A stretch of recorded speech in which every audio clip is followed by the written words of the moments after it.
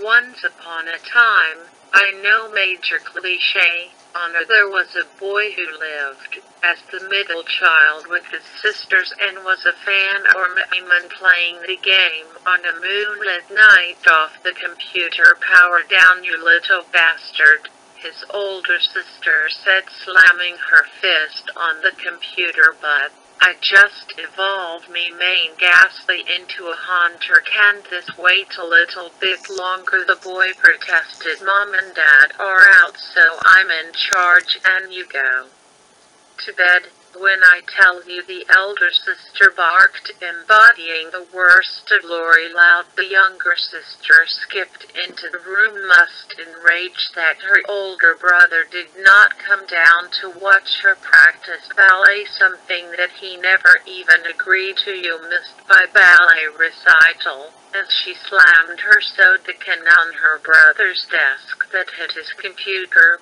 while embodying the worst of Lola Loud, getting soda all over the computer and some dripping inside the motherboard, causing it to crash. My computer. You have any idea we've done, you stupid brat? I just lost hours of hard work and level grinding thanks to you. I know you think you're some princess, but would it kill you? Watch where you're putting things when you were in somebody else's room, the boy shouted out. Enough, Mom and Dad are out. I'm in charge, so if I say it's time for bed, then it's time for bed, the elder sister demanded. So what's it gonna be? Are you going to go to bed, or do you like it here so much that I should tell Mom and Dad that you were an unruly little brat and you can be grounded for a month? She continued. All right, fine, the boy said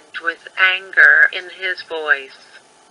Hours later, the boy had long since gone to bed, but as the night when I met, a heavy storm rolled and thunder and lightning ruled the sky as a lightning bolt struck one of the power cores words attached to the fuse box of the house the boy lived in. As he slept in his room, the screen of his broken computer began to glow as his ghastly and newly evolved hunter floated out of it. Those girls were mean to Master, Ghastly said. It was disgust in her voice for her master's sisters. Don't worry, we're here now and we'll fix them. We'll make it all better, Hunter replied.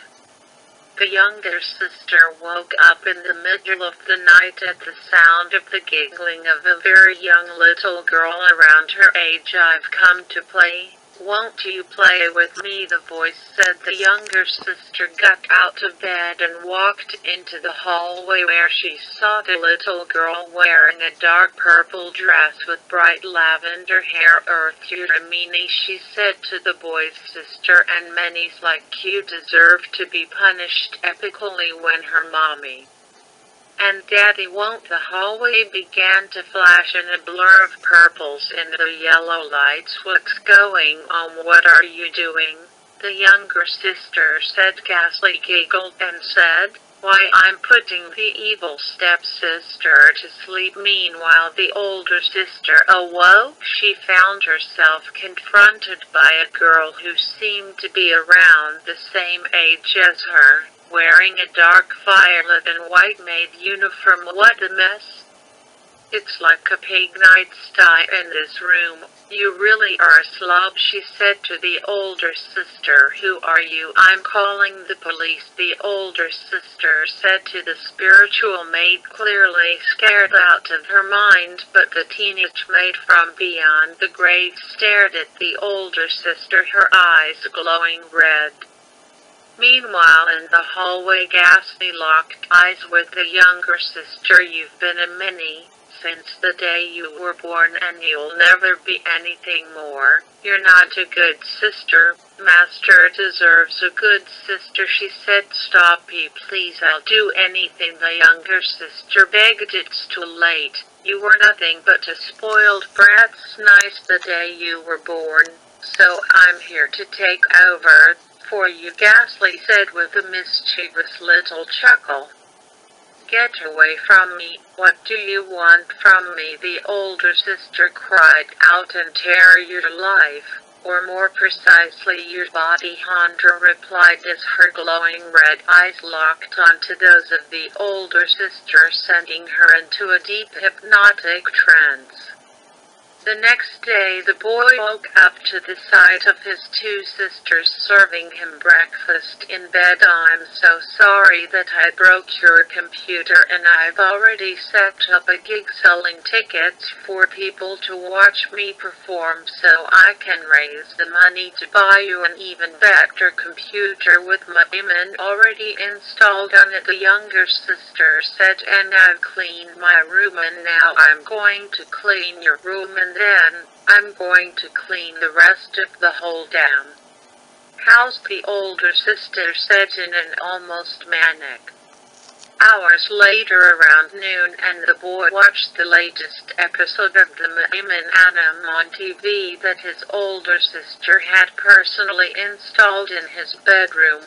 Whilst in the living room, the sisters began a discussion about the future. "So Hunter, do you think Master bought it?" Ghastly said, having possessed the younger sister. "I don't think he cares." Ghastly, a better question is how his master lasted this long in this world. Hunter, that bathroom, it's scarier than Lavender Town, she continued, as the two moemon continued to have a friendly conversation, as they get used to their new lives in their new host bodies.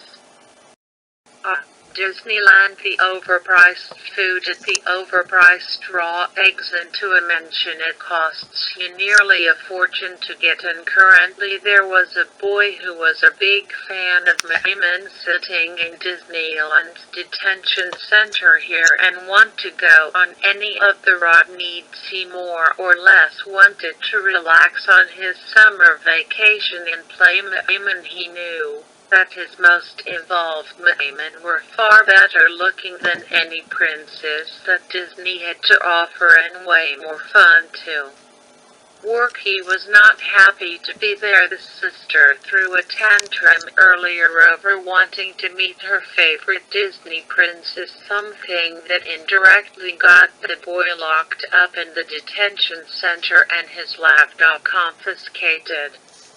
As these things tend to go, he was not in a happy manner. "Let me out, in costumed jerks. They just evolved my category evolve into a lackism," the boy screamed out. Disney's security, however, was not in the mood to listen. But, as these things go, with the boy's laptop sat in the convention center, and as it sat there, the costumed moemons who constructed it the thing were apparently too stupid to turn it all off, as the screen began to glow an ominous purple glow, as the boy's moemon began to emerge from the laptop one by one. The members of Disney's security who actually saw this happen ran out scared, praying that it was all just a horrible nightmare. But unbeknownst to them, Disneyland's ultimate PR nightmare had just begun. "We must find Master Venusaur," said. "I'll find him using my psychic powers," Alakazam replied, "but they won't just let him go. Not unless we cause some trouble," Jengar said. "Then, let's go make some trouble," Gyarados replied. And so Venusaur and Florian went off on two women mission to rescue their master, while the other members of their team deciding to instigate the worst possible public relations scenario Disneyland would ever face. In the middle of Disneyland times of little girls who forced their parents to take them there, including the boy's sister, were ecstatic to get their photos taken with their favorite Disney princesses. As for moemon lurked in the shadows, one of the actresses dressed up as Cinderella was about to go out and have her photos taken with the little girls, but what she didn't know was she was in for a really big and identity-stealing surprise, as she couldn't get out of her chair. The former moemon stepped into the room. Don't bother, I used disable to turn off the part of your brain that would allow you to get up. Alakazam said. You're up, slime girl, Jenga said in a smug tone. Don't call me that, Jirto replied, as she transformed into the actress wearing her Cinderella costume outside in the bustling theme park that was Disneyland. Who these little girls thought was Cinderella came to take their picture with them, when she stepped on one of their feet, causing that little girl to cry, as she then got punched. The girl's mother right in the stomach, kneed her in the face and then shoved her backwards. The man in the Mickey Mouse suit instantly grabbed a hold of her when suddenly he was grabbed from behind by Gyarados and tossed directly into the air. Meanwhile, Venusaur and Florian were breaking into Disneyland's detention center. Master better be in here, Florian said. Don't worry, Alakazam's clairvoyance has never been wrong yet, Venusaur replied. At another part of the park, Wayfarer other girls were about to get their pictures taken with Rapunzel, one of the latest additions to the Disney Princess roster, who more or less was just standing there with a vacant stare on her face, as Jenga was using hypnosis to lure her into a hypnotic trance and then jumps directly into her, seizing full control of her body. She glared at the girls for the scary expression on her face. Free the master, she said. Menacingly, the looks on the girls' faces instantly turned to ones of fear, as suddenly a mishmash of colors, dark red, said light purple and yellow lights began to flash around them, as many of them fell into a deep trance, and it seems as if the actress playing the part of the Rapunzel was now levitating in the air. A man grabbed a hold of this daughter as she blacked out. What kind of fucked up performances is this? He said, and suddenly balls of energy that looked like they came directly out of the color version of the Dragon Ball Z manga began to gather around her. Free the master, and maybe I want the souls of your daughters, she said. She was lying, of course, but that didn't stop the least man in the crowd from screaming out the word succubus at the top of their lungs. Venusaur and Florian finally found their master locked up in Disney's detention center. They were quick to explain who they were and why they were there. The boy, he really didn't get what was going on. He truly believed he had fallen asleep and that this was all just a dream. If it was going to get him back on and on his laptop, he wasn't going to question it.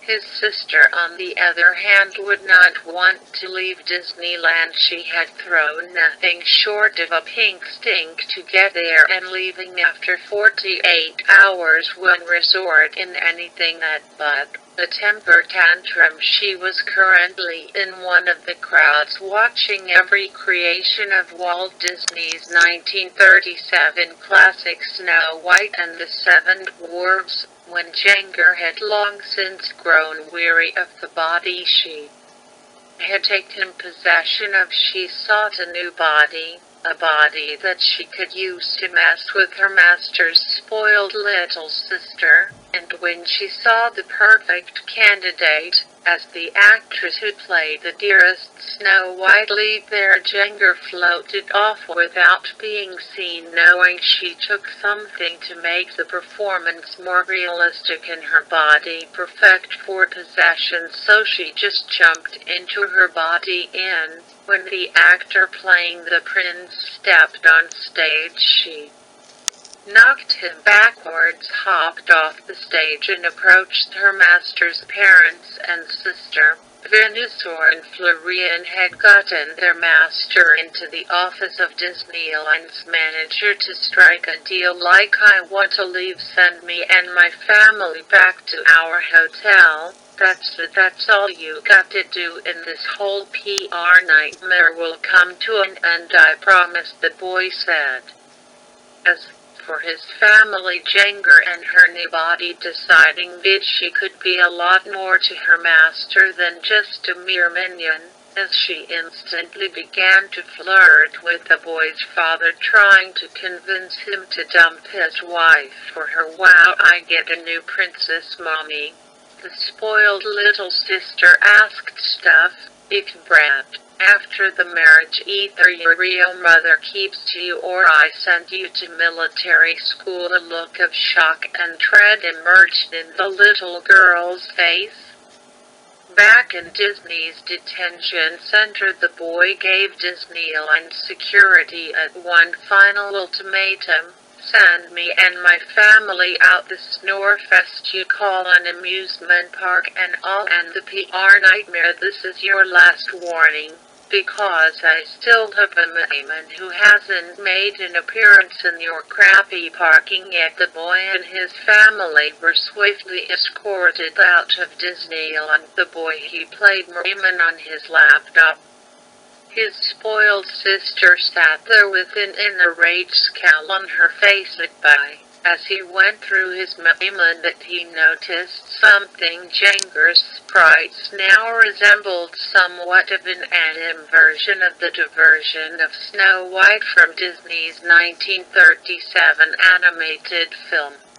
"I'd like to keep my name anonymous. I was once a programmer working for Nintendo on the latest Pokémon game. I was sitting at my computer in the middle of the night, doing the rounds, as usual, when suddenly my computer started glitching out. It fitted some kind of weird virus. Next thing I know, my computer is on this ROM site showing me what I thought to be a mere ROM hack. At the time, as you can probably guess, it was the name of the ROM hack was moemon. The next thing I know, the screen went black and words began to appear in a light blue text. "They murdered us. They tried to hide us away. They called misogynistic and said we were unmarketable and that mothers would hate us and cause them to turn against video games, like the American one turned against comic books." I paused and an empty text box opened up, but the words outside of it continued, "We're so very lonely, would like to talk." I was both scared and intrigued at the same time. Half of me thought this was a prank by some jackass among the higher-ups, but the other half of me was interested to see what these weird Pokémon girls and women had to say. We talked for hours. Apparently moemon was the original plan for Pokémon by focus groups. Didn't exactly react well to the concept. Then suddenly they said, "Run, you have to leave. Nintendo will kill you just like the others." But they also told me where I could find the drive containing all of the original data and concepts from moemon. I faked being sick to get out of work, but I did it competently enough to sneak the drive out with me. When I made it to the parking lot, my car was on fire. That event was 2 weeks ago, and now I'm currently being hunted by one of Nintendo's associates, a gun for hire, the type of man whose job it is to take someone's life in cold blood and make it look like an accident the same way Nintendo killed moemon.